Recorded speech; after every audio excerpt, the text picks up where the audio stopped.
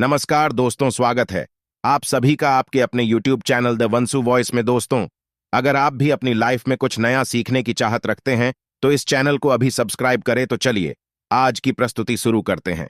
श्री शिवाय नमस्तु भयम। दोस्तों, आप सभी लोग जानते हो कि 30 जुलाई 2024 मंगलवार को है 10वीं तिथि। दोस्तों, 10वीं के दिन का बहुत ही बड़ा महत्व होता है। इसी के साथ में दोस्तों इसी दिन किया जाने वाला पंडित जी द्वारा बताया गया 7 बेलपत्र वाला एक ऐसा नया उपाय बताया है जो कि बिल्कुल नया है और पहली बार बताया है। यह उपाय ज्यादा लोगों को पता नहीं है, इसलिए हम आप लोगों को इस वीडियो में 10वीं के दिन किया जाने वाला यह 7 बेलपत्री वाला बिल्कुल नया उपाय यहां पर इस वीडियो में समझाने वाले हैं, ताकि आप लोग इस उपाय को करो और आपकी जो भी मनोकामना हो वह 10वीं के दिन पूर्ण हो जाए, है ना। तो दोस्तों, इस 7 बेलपत्र वाले उपाय को आपको कैसे करना है, किसको करना है, किस समय करना है, ये आइए हम लोग इस वीडियो में समझते हैं। सबसे पहली बात दोस्तों, यह वाला जो उपाय है ना, यह उपाय जो भी व्यक्ति 7 बेलपत्री वाला उपाय 10वीं के दिन कर लेगा, भाई उसकी जो भी मनोकामना होगी वह पूर्ण जरूर होगी। उसके घर में धन समृद्धि जरूर बढ़ेगी, माता लक्ष्मी जी की कृपा जरूर होगी। इस बात का भी आप लोग विशेष रूप से ध्यान रखिएगा। तो चलिए दोस्तों, समझते हैं इस 10वीं के दिन किया जाने वाला यह 7 बेलपत्र वाला बिल्कुल नया उपाय जो कि पंडित जी ने अभी अपनी 7 दिन पहले की कथा में ही यहां पर बताया है। अब दोस्तों, सबसे पहली चीज सीधी सी बात है 7 बेलपत्र वाला उपाय है, तो 7 बेलपत्र तो इस उपाय में हमें जरूरत पड़ेगी ही पड़ेगी। अब उपाय किस समय करना है, पहले आप लोग ये समझ लो। तो देखो, उपाय को करने का जो समय है वह सुबह का समय है। किस समय है? प्रातः काल का समय है। लगभग जितना सुबह आप लोग इस उपाय को कर सकते हो उतना जल्दी करना, अन्यथा आप लोग 12 बजे तक भी अगर आप लोग इस उपाय को करोगे तो चल जाएगा। यह वाला उपाय शाम के समय प्रदोष काल में नहीं होगा, इस बात का ध्यान रखना है ना। भले ही आप दिन के समय 12 बजे तक भी अगर आप लोग यह 7 बेलपत्री वाला उपाय कर लोगे तो भी चलेगा, कोई दिक्कत वाली बात नहीं है। और आपको इस उपाय को करने का जो फल है वह भी जल्दी मिलेगा और बहुत बड़ा होकर मिलेगा। तो अब दोस्तों, बात आती है कि यह 7 बेलपत्र वाला उपाय 10वीं के दिन करना किसको है। तो यहां पर हम आपको बता दें कि घर में जो माताएं बहनें होती हैं ना, घर की जो बड़ी माताएं बहनें होंगी उनमें से कोई भी एक माता बहन जो है इस वाले उपाय को कर सकती है। जरूरी नहीं है, घर के सभी सदस्यों को यह वाला उपाय करना जरूरी है, पूरे परिवार का, पूरे घर का। अगर कोई एक सदस्य भी इस उपाय को करता है तो पूरे घर परिवार के सदस्य जनों को जो है इस उपाय को करने का फल मिल जाएगा। तो किसको करना होगा? यह उपाय घर की जो बड़ी माताएं बहनें हैं उनको करना होगा। क्या कारण है? क्योंकि घर की माताएं बहनें जो होती हैं वह घर की लक्ष्मी होती है, और जब घर की लक्ष्मी कोई उपाय करती है तो निश्चित सी बात है घर में सुख शांति भी आती है, धन समृद्धि भी आती है और माता लक्ष्मी जी की कृपा भी होती है। तो अब आपको यह सारी बात तो समझ आ गई होंगी। अब हम जानते हैं कि इस उपाय को करने के लिए आपको क्या क्या चीजों की आवश्यकता पड़ेगी। तो सबसे पहली बात तो 7 बेलपत्र वाला यह उपाय है 10वीं के दिन का, तो सीधी सी बात है 7 बेलपत्र तो हमें इसमें लगेंगी ही लगेंगी, है ना। अब देखिए, 7 बेलपत्र की आप पहले से यहां पर तैयारी करके रख सकते हैं, क्योंकि एकदम से हो सकता है कि आपको बेलपत्र ना मिले हैं ना, क्योंकि 10वीं का दिन रहेगा तो बेलपत्र आप लोगों को आसानी से कहीं से भी मिल जाएंगी। मतलब आप चाहो तो यह उपाय के साथ बेलपत्र को कहीं से खरीद भी सकते हो, कहीं से तोड़कर भी ला सकते हो, कोई दिक्कत वाली बात नहीं है ना। अब देखो दोस्तों, यह वाला जो उपाय है इस उपाय को करते समय शुद्धता का विशेष रूप से ध्यान रखिएगा। 10वीं के दिन सुबह सुबह प्रातःकाल जब आप लोग यह उपाय कर रहे हो तो भाई स्नान करके शुद्ध होकर नए या धुले हुए वस्त्र पहनकर आप लोगों को तैयार हो जाना है और अपनी 7 बेलपत्री जो उपाय के लिए हैं वह लेकर बिल्कुल तैयार होकर खड़े हो जाना है। क्योंकि उपाय कैसे करना है वह भी हम आपको यहां पर बता देते हैं। अब देखिए, यह 7 बेलपत्र तो उपाय में होंगी ही होंगी, इसी के साथ में एक लोटा जल भी आप लोगों को लेना है। वह कहां से लोगे वह हम आपको बताते हैं, पर उपाय दोस्तों यह आपके घर से ही शुरू हो जाएगा और मंदिर में जाकर यह उपाय पूरा होगा। इस बात का भी आप लोग विशेष रूप से ध्यान रखना। तो जैसे ही आपके हाथ में जो है 7 बेलपत्री आ जाती हैं और एक लौटा आप लोग अपने पास में रख लेना। अभी आपको भरना नहीं है, मात्र खाली लौटा रख लेना। तो करना क्या है, आपके पास 7 बेलपत्र हैं, एक लौटा आपने रख लिया अपने साथ में। अब देखो, यह 7 जो बेलपत्र हैं, यह 7 बेलपत्र 7 अलग अलग जगहों पर हमें समर्पित करनी है। वह 7 जगह कौन सी हैं वह हम आपको बताते हैं। इसी के साथ में दोस्तों, जैसा कि हमने आपको अभी बताया कि यह वाला जो उपाय है यह आपके घर से ही शुरू हो जाएगा। तो घर से शुरू कैसे होगा, इन 7 बेलपत्र में से जो पहली बेलपत्र होगी यह आपके घर में ही एक स्थान पर चढ़ेगी, जो कि है दोस्तों आपके घर का रसोई घर है ना। तो आपको क्या करना है, जब आप इस उपाय को करने की पूर्ण तैयारी कर लें, माताएं बहनें में से जो भी इस उपाय को कर रहा है, अगर वह इस उपाय को करने की पूर्ण तैयारी कर ले तो भाई उसको अपनी 7 बेलपत्र को लेकर सबसे पहले कहां पर आना है, अपने ही घर के रसोई घर में आना है। घर के रसोई घर में उस स्थान पर आना है जहां पर माताएं बहनें अपने घर में पीने का पानी वाला स्थान या पीने का पानी रखती हो, चाहे वह आपका आर हो, चाहे वह आपकी गुंड हो, चाहे वह आपका गगरा हो, चाहे वे आपका मटका हो। जिस मटके में से या जिस स्थान में से आप लोग पीने का पानी लेते हो, जिस गगरे में से लेते हो, उसके पास यहां पर आप लोगों को आ जाना है और इन 7 बेलपत्र में से पहली बेलपत्र निकालना है और पहली बेलपत्र को आपने उसी परिंडे के पास में रख देना है जिस परिंडे से या जिस गगरे से आप लोग पीने का पानी लेते हो और पीते हो। उस परिंडे के पास में आप लोगों को अपनी पहली बेलपत्र को समर्पित कर देना है। अंदर नहीं डालना है, जल के अंदर नहीं डालना है। उसी गगरे के पास में जहां पर आपका पीने का पानी रखा हुआ है, उसी के पास में एक अच्छी सी जगह देखकर पहली वाली बेलपत्र को आपको वहां पर शिव जी का नाम लेते हुए समर्पित कर देना है। अब जो हमने आपसे बोला था कि एक लौटा आप लोग अभी खाली रखो, उस एक लौटे को जो अभी आपके पास खाली लौटा रखा हुआ है, इस लौटे को आप अपने इसी गगरे में से भर लो जिस गगरे के पास में अभी आपने जो है इस बेलपत्र को समर्पित किया हुआ है।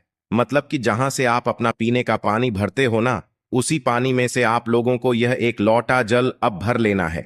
पहली बेलपत्र को चढ़ाने के बाद अपना यह एक लौटा जल आपको उसी परिंडे में से उसी पानी में से भर लेना है जिस पानी में से आप लोग पीने का पानी लेते हो और जिस पानी के पास में आपने यह पहली बेलपत्र को समर्पित किया है। अब आपने एक लौटा जल भी भर लिया। अब आपके पास बची है कुल 6 बेलपत्र। अब इन 6 बेलपत्री को कहां कहां पर समर्पित करना है वह आप लोग सुनो तो देखो। इन 6 बेलपत्र और अपने एक लोटे जल को तैयार करके आप लोग अपने घर से निकल जाना।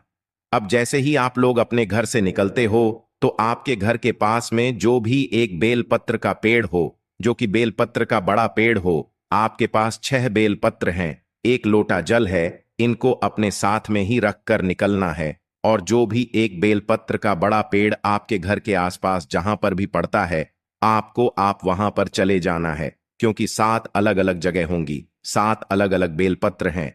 हमारे पास तो पहली बेलपत्र तो हमने अपने घर के रसोई घर में परिंडे के पास समर्पित कर दी है। अब दूसरी बेलपत्र को लेकर जाओगे आप लोग यहां पर बेलपत्र के पेड़ के नीचे। बेलपत्र के पेड़ के नीचे जैसे ही पहुंच जाते हो, वह बेलपत्र का पेड़ बड़ा होना चाहिए, छोटा नहीं होना चाहिए। तो जैसे ही बेलपत्र के पेड़ के नीचे पहुंचते हो, अपना वह बेलपत्र मतलब दूसरे नंबर की जो बेलपत्र होगी उसे निकाल लेना और उसी बेलपत्र के पेड़ के नीचे शिव जी का नाम लेते हुए समर्पित कर देना। समर्पित जैसे ही कर देते हो, अपने दूसरे नंबर की बेलपत्र को इसी बेलपत्र के ऊपर आपने जो अपने साथ में एक लोटा जल लेकर आया हो ना, इसमें से थोड़ा सा जल उस बेलपत्र के ऊपर समर्पित कर देना है।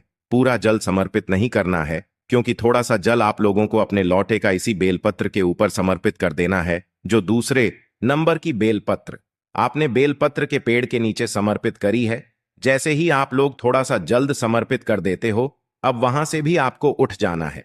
अब आपके पास बची हैं 5 बेलपत्र और एक लौटा जल, जो आपके पास अभी आपने थोड़ा सा चढ़ाया उसमें से है ना। तो अब भाई जो तीसरे नंबर की बेलपत्र है, ये तीसरे नंबर की बेलपत्र को लेकर आप पहुंच जाओगे सीधा अपने घर के पास में जो भी शिव मंदिर हो, शिवालय हो, जहां पर शिव जी की शिवलिंग और नंदी विराजित हो, वहां पर पहुंच जाना है। तो जैसे ही तीसरे नंबर की बेलपत्र लेकर आप भगवान शिव जी के मंदिर में पहुंचते हो, तो सीधा शिवलिंग के पास में नहीं जाना है, इस तीसरे नंबर की बेलपत्र को लेकर आपको नंदी बाबा के पास में आकर रुक जाना है ना। इस बात का ध्यान रखना। तीसरे नंबर की बेलपत्र को जैसे ही नंदी बाबा के पास में आकर लाकर रुक जाते हो, तो भाई आप लोग देखना कि नंदी बाबा का एक पैर कोई सा उठा हुआ होगा। देख लेना कोई उठा हुआ होगा या तो मुड़ा हुआ होगा, है ना। किसी को मुड़ा हुआ भी दिखता है, वो किसी को उठा हुआ भी दिखता है। तो भाई आप लोगों को जो है वो वाला पैर देख लेना जो मुड़ा हुआ हो या उठा हुआ हो। आपको उस उठे हुए या मुड़े हुए पैर के पास में अपनी यह तीसरे नंबर वाली जो बेलपत्र होगी इसको समर्पित कर देना है। ये जो तीसरे नंबर वाली बेलपत्र आप लोग नंदी के उठे हुए पैर के पास समर्पित करोगे ना, यहां पर आप लोगों को कोई भी जल समर्पित नहीं करना है। इस बात का ध्यान रख लेना। समझ गए आप लोग। तो तीसरे नंबर की बिलब नदवा के उठे हुए पैर के पास आपको समर्पित कर देना है। अब चौथे नंबर की बेलपत्र की बात करते हैं कि यह कहां पर समर्पित होगी। तो ये जो बेलपत्र है यह आपको लेकर आ जाना है भगवान शिव जी के शिवलिंग के पास में। तो शिवलिंग जहां पर विराजित हो वहां पर आप लोगों को आ जाना है और शिवलिंग के ऊपर आप लोग सबसे पहले माता अशोक सुंदरी जी का स्थान आप लोग देख लेना, समझ लेना, किसी से पूछ लेना, हम आपको बता देते हैं। जब भी कि जो माता अशोक सुंदर जी का स्थान है ना, वह जलाधारी के बिल्कुल बीचों बीच में होगा। जलाधारी कहां पर होती है? शिवलिंग रखा हुआ होता है। जलाधारी के ऊपर जो जलाधारी होती है जहां से जल बहता हुआ जाता है और नीचे गता है, तो जो जलाधारी होगी जलाधारी के बिल्कुल बीचों बीच का जो हिस्सा होगा वह होगा माता अशोक सुंदर जी का स्थान। तो आपको क्या करना है, अपनी है चौथे नंबर की जो बेलपत्र है, इस चौथे नंबर की बेलपत्र को आपको माता अशोक सुंदर जी वाले स्थान पर समर्पित कर देना है। चौथे नंबर की बेलपत्र को और डंडी का मुख जलाधारी की तरफ होगा जहां से जल बहता है और नीचे करता है। तो और जो बीच वाली बड़ी बत्ती का मुख है वह शिवलिंग की तरफ होगा। तो यह अपनी चौथे नंबर की बेलपत्र को आपको, तो यहां पर भी आप लोगों को थोड़ा सा जल माता अशोक चंद्र जी वाले स्थान पर बेलपत्र को समर्पित करने के बाद इसी बेलपत्र के ऊपर समर्पित कर देना है थोड़ा सा जल। इसके बाद में दोस्तों अब बात करते हैं हम लोग पांचवें नंबर की जो बेलपत्र है उसके बारे में। अब दोस्तों जो 5 नंबर की आपकी बेलपत्र होगी उसे निकाल लेना और इस 5वें नंबर की बेलपत्र को आपको माता जगदम्बा जी के या पार्वती जी के हस्त कमल पर समर्पित करना है। अब हस्त कमल का आप कहां पर होता है वो भी सुन लो। देखो जो जलाधारी होती है, जलाधारी के ऊपर शिवलिंग रखा हुआ होता है। तो शिवलिंग का जो कटी भाग होता है ना, मतलब गोल मोल जो भाग होता है, उसके आसपास जहां पर भी आप इस बेलपत्र को समर्पित करोगे वह माता जगदम्बा जी का या पार्वती जी का हस्त कमल ही होगा। तो आपको क्या करना है, ये जो 5वें नंबर की बेलपत्र है, इस 5वें नंबर की बेलपत्र को आप लोगों को जो शिवलिंग है जहां पर मतलब जला के ऊपर शिवलिंग रखा हुआ है, शिवलिंग का जो गोल मोल भाग है, कटी भाग है, भाई वहां पर कहीं पर भी पास में अपनी जो है ये 5वें नंबर की बेलपत्र को समर्पित कर देना है। और यहां पर भी आपने उस एक लोटे में से थोड़ा सा जल समर्पित कर देना है। कितना जल समर्पित करना है? थोड़ा सा जल समर्पित कर देना है उसी बेलपत्र के ऊपर जहां पर आपने अभी यह माता जगदम्बा जी के हस्त कमल पर यह बेलपत्र को चढ़ाया है। तो यहां पर आप लोगों की कुल मिलाकर हो गई है 5 बेलपत्र। अब आपकी जो छठी बेलपत्र चढ़ेगी वह कहां पर चढ़ेगी? छठी बेलपत्र को निकालकर आप लोगों को चढ़ाना है भगवान शिव जी की श्री शिवलिंग के ऊपर, है ना। तो शिवलिंग के ऊपर आप लोगों को यह छठी बेलपत्र को चढ़ाना है। बस इस बात का ध्यान रखना कि आप जिस तरफ से इस बेलपत्र को चढ़ा रहे हो उस तरफ आपकी इस बेलपत्र की पत्ती का मुख होना चाहिए और आपकी विपरीत दिशा में इस बेलपत्र की डंडी का मुख होना चाहिए, है ना। जो बीच वाली बड़ी पत्ती होगी इस पत्ती का मुख आपकी तरफ होना चाहिए। जिस तरफ से भी आप इस बेलपत्र को भगवान शिव जी के शिवलिंग के ऊपर चढ़ा रहे हो, है ना, तो शिवलिंग के ऊपर जैसे ही आप लोग इस बेलपत्र को चढ़ा देते हो तो इसके ऊपर भी, इसी बेलपत्र के ऊपर भी आपको थोड़ा सा जल यहां पर वापस से समर्पित कर देना है ना। कर दिया आप लोगों ने। अब आपके पास बची है दोस्तों कुल मिलाकर मतलब एक बेलपत्र और 7वीं और आखिरी बेलपत्र, है ना। तो आखिरी वाली जो बेलपत्र होगी इसको आपको क्या करना है वह बहुत ही ध्यान से सुन लो। तो देखो 7वीं वाली जो बेलपत्र है ना, इस साथी वाली बेलपत्र को आपको आपने देखा होगा कि भगवान शिव जी के शिवलिंग के ऊपर एक पात्र टंगा हुआ होता है जिससे बूंद बूंद करके शिव जी की शिवलिंग के ऊपर जल यहां पर टपकता रहता है, जिसके अंदर शिव जी की 5 बेटियों का स्थान होता है जया विषहारा श्यामली बारी दौत और देव।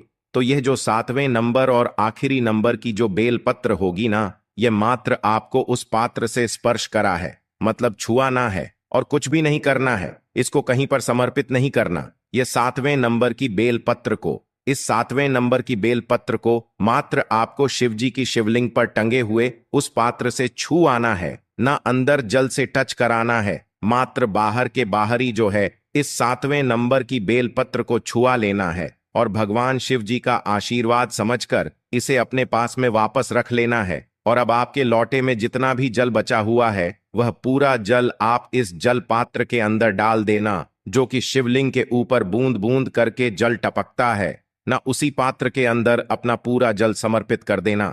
अब जैसे ही आप जल समर्पित कर देते हो उसके बाद में भगवान शिव जी की शिवलिंग के पास में बैठना, अपनी वह मनोकामना आंख बंद करके विनती करके हाथ जोड़कर बोलना, जिस मनोकामना के लिए आप लोग यह वाला उपाय कर रहे हो, धन समृद्धि के लिए कर रहे हो तो वह बोलना, लक्ष्मी प्राप्ति के लिए कर रहे हो तो वह बोलना, या आपका कोई काम रुका हुआ हो, अटका हुआ, उस काम के लिए कर रहे हो तो अपना वह काम बोल देना, अपनी कोई भी एक मनोकामना बोल देना और मनोकामना बोलकर भगवान का 2 मिनट जाप करके भगवान को धोख देकर भगवान से आशीर्वाद लेकर आप अपने घर पर वापस आ सकते हो और आपका यह वाला उपाय पूर्ण हो जाता है। अब दोस्तों, जब आप अपने घर पर आओगे ना, तो जो आपके के पास 7वें नंबर की जो बेलपत्र है जो आपने उस शिवलिंग के ऊपर टंगे हुए पात्र से छुआ कर अपने पास रखी है, इस बेलपत्र को आपको अपने साथ घर पर ही लेकर आ जाना है। यह बेलपत्र भगवान शिव जी का आशीर्वाद स्वरूप समझकर आपको अपने घर में रखना है। यह बेलपत्र आपके घर में सुख शांति लाएगी, धन समृद्धि बढ़ाएगी और साथ ही में आपके घर में कभी भी पैसों की, धन की कमी नहीं होने देगी। यह बेलपत्र भगवान शिव जी का आशीर्वाद सदैव आपके घर पर बनाई रहेगी है ना। तो इसीलिए दोस्तों, यह 7वीं बेलपत्र आपके घर में हमेशा आप सुरक्षित करके रखना। यह बहुत ही भगवान शिव जी का बे आशीर्वाद आपके लिए रहेगा, क्योंकि इस उपाय को आप लोग 10वीं के दिन कर रहे हो। साथ ही में दोस्तों, जब यह वाला उपाय पंडित जी बता रहे थे तो पंडित जी ने यह भी बोला कि इस बेलपत्री के माध्यम से आप भगवान शिव जी से यह भी प्रार्थना करना कि वह आपको जो है सीहोर तक पहुंचा दें, क्योंकि सीहोर में 7 मार्च से जो है रुद्राक्ष जो महोत्सव है वह शुरू होने वाला है, कथा होने वाली है। तो पंडित जी ने बोला कि आप भगवान से यह भी निवेदन करना इस उपाय को करने के बाद कि वह आपको सीहोर पहुंचा दें और आप भी सीहोर में सेवा कर सकें, वहां पर भी जाकर आप लोग आनंद ले शिव महापुराण कथा का, जो कि रुद्राक्ष महोत्सव होने वाला है, उसका तो ऐसी ही पंडित जी ने जो है यहां पर बात कही हुई थी। बाकी दोस्तों, यहां पर यह वाला उपाय पूर्ण हो जाता है और सबसे आखिरी उपाय के बारे में, यह उपाय आपके जीवन की सारी तकलीफों को समाप्त करके धन धान्य के भंडार को भरने के लिए, इस उपाय के लिए आपको 31 चावल के दाने ले लेने हैं। 31 चावल के दाने कहीं से भी टूटे हुए नहीं होने चाहिए, खंडित नहीं होने चाहिए। फिर इसी के साथ आपको 21 हरे मूंग के दाने ले लेने हैं, यानी हरे साबुत मूंग के दाने ले लेने हैं, जिसे कहीं कहीं पर हरे खड़े मूंग के दाने कहते हैं। फिर इसके बाद सबसे आखिर में आपको 31 बेलपत्र ले लेनी है। बेलपत्र भी कहीं से कटी फटी नहीं होनी चाहिए। देखिए, 10वीं के दिन आपको यह तीनों सामग्री कहीं ना कहीं से एकत्र जरूर कर लेनी है। अब यह सारी सामग्री लेकर आपको शिवालय पहुंच जाए। इस उपाय को आप शाम को प्रदोष काल के समय में ही करेंगे। देखिए, शिवालय पहुंचने के बाद सबसे पहले शिवालय की जो चौखट होती है वहां पर आपको यह 31 चावल के दाने समर्पित कर देने हैं और श्री शिवाय नमस्तुभ्यम मंत्र का स्मरण कर लेना है। शिवालय की जो चौखट होती है, जहां आप अंदर प्रवेश करते हैं, उसके दाहिने साइड या बाएं साइड या कहीं पर भी चौखट के ऊपर कहीं पर भी आप यह 3 चावल के दाने समर्पित कर दीजिए। इसके बाद आप अंदर जाइए और शिवलिंग के सामने जो नंदी महाराज होते हैं, यानी जो नंदीश्वर भगवान होते हैं, उनका जो पैर उठा हुआ रहता है उसके बगल में आपको 3 हरे मूंग के दाने समर्पित कर देने हैं। जो पैर उठा हुआ रहता है उसके बगल में 3 हरे मूंग के दाने समर्पित कर दीजिए और श्री शिवा नमस्तुभयम मंत्र का स्मरण कर लीजिए। इसके बाद आप जो 3 बेलपत्र लेकर आए हैं उनको जो शिवलिंग में माता अशोक सुंदरी वाला स्थान होता है वहां पर समर्पित कर देना है। माता अशोक सुंदरी वाले स्थान पर 31 बेलपत्र समर्पित कर देना है। बेलपत्र की डंडी बाहर की तरफ रहेगी और बेलपत्र की चिकनी साइड वाला हिस्सा नीचे की तरफ रहेगा। इसके बाद फिर से आपको श्री शिवाय नमस्तुभ्यम मंत्र का स्मरण करते हुए अपनी मनोकामना का स्मरण कर लेना है। पूज्य गुरु जी ने कहा कि 10वीं के दिन में जो भी व्यक्ति यह 3 या एव वाला उपाय कर लेता है तो उसके जीवन के सारे संकट समाप्त हो जाते हैं और उसको भी धन धान्य की प्राप्ति होती है। आशा है आज की प्रस्तुति में बताई जानकारी आपको अच्छे से समझ आ गई होगी। प्लीज हमारे चैनल द वंसु वॉइस को सब्सक्राइब करें। धन्यवाद।